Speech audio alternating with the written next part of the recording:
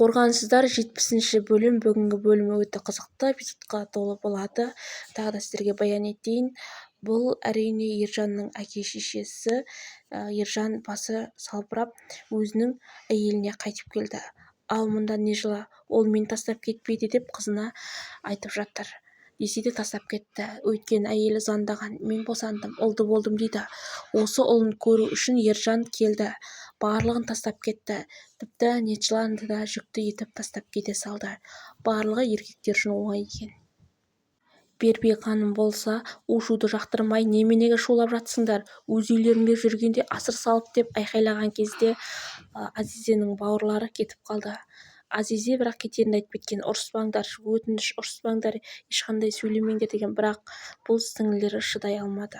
Солай ұрыс басталып қуып шықты. Ал мұнда Дебран Пратпен кездесуге келді. Сен әкемді қалай қорқытып жүрсің? Біздің қонақ үйге қалай серіктес боласың? Әкемнің арасында не бар дейді. Осы кезде шындықты айтқалы жатқан кезде Бахап мырза Пратқа қоңырау шалып, ешқандай шындықты айтушы ма, әйтпесе серіктестіктен айырыласың деді.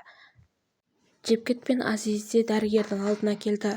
Яғни Саметке ота жасалады. 1,5 миллион теңгеге ота жасалады екен. 1,5 миллион теңгеге жасалатын отаны естігенде Азизе шок. Қалай ақша тауып берерін білмей басы қатты. Барлығы жиналып үйден кетеді. Пербен ханым болса қарап тұрды. Қайтып келуші болмаңдар деп айқайлады тіпті. Солай кетіп қалғаннан кейін Саметтің көлігіне аяғы тайып баспалтаттан құлады. Және телефонды да құлады. Кетпеңдерші деп енді ғана айқайлап жатыр, бірақ балалар әлде қайда кетіп қалған. Бахап төре мен ұлы Дебран екеуі серіктес инвестиция тауып қонақ үй салатынын айтып жатыр. Осы жерге саған сенің атыңда қонақ үй саламыз дейді. Бірақ Дебран шындықты білгісіп, маған шындықты айтшы деп әлі де қояр емес. Ал мұнда Явуз қуанып отыр.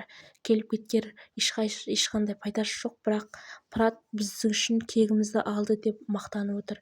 Бірақ анасы Явуз құдай үшін аластарға тиіспе, өзіңмен жүр, тыныш жүр дейді. Прат осы кезде ақшамды да алдым және сен айтқандай Алас әулетімен серіктес болдым дейді. Осы кезде Явуз таңғалып қалады. Бір құпия бар дейді. Жалғасы бар.